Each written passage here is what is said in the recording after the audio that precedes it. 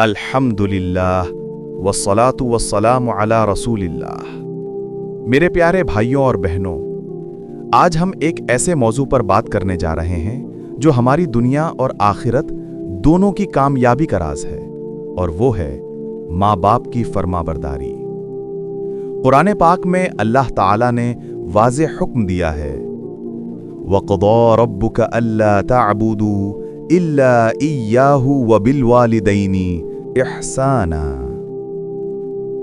और तेरे रब ने फैसला कर दिया है कि तुम सिर्फ उसी की इबादत करो और वालिदैन के साथ हुस्ने सुलूक करो। सोचो जरा, इबादत के बाद सबसे पहला हुक्म वालिदैन की खिदमत है।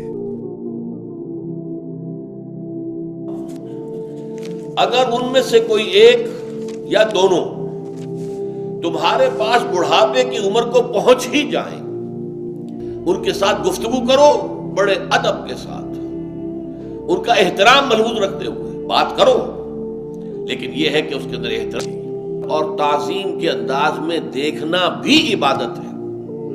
बस देखे नबी करीम सल्लल्लाहु अलैहि वसल्लम ने फरमाया, क्या मैं तुम्हें बड़े बड़े गुनाहों में से सबसे बड़े गुनाह ना बताऊं? सहाबा ने अर्ज किया, जी या रसूल अल्लाह।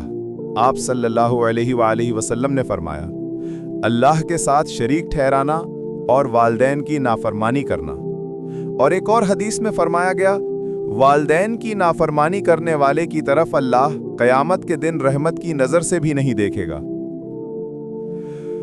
जरा सोचो, अल्लाह की रहमत के बगैर हम किस तरह नजात पा सकते हैं। अब जरा एक ऐसा वाकया सुनिए जो दिल को हिला दे। हजरत अब्दुल्लाह बिन उमर खाने काबा का तवाफ कर रहे थे।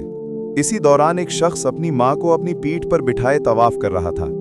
वो बार बार ये अशार दोहरा रहा था, मैं अपनी माँ का ऊँट हूँ, माँ मेरी सवारी है। या अल्लाह, क्या मैंने अपनी माँ का हक अदा कर दिया?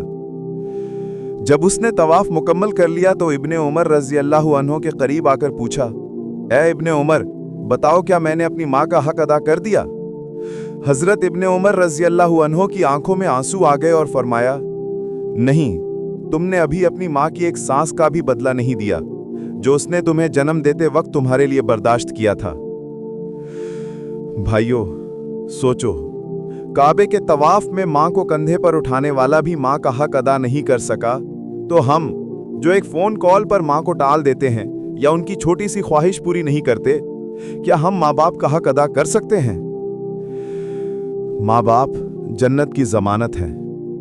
नबी सल्लल्लाहु अलैहि वसल्लम ने फरमाया, वालिद जन्नत का सबसे दरमियानी दरवाज़ा है, चाहो तो इसे ज़ाया कर दो या महफूज रख लो। यानी अगर वालिदैन खुश हैं, जन्नत का दरवाज़ा खुला है, और अगर वो नाराज़ हैं तो समझ लो जन्नत का दरवाज़ा बंद हो गया।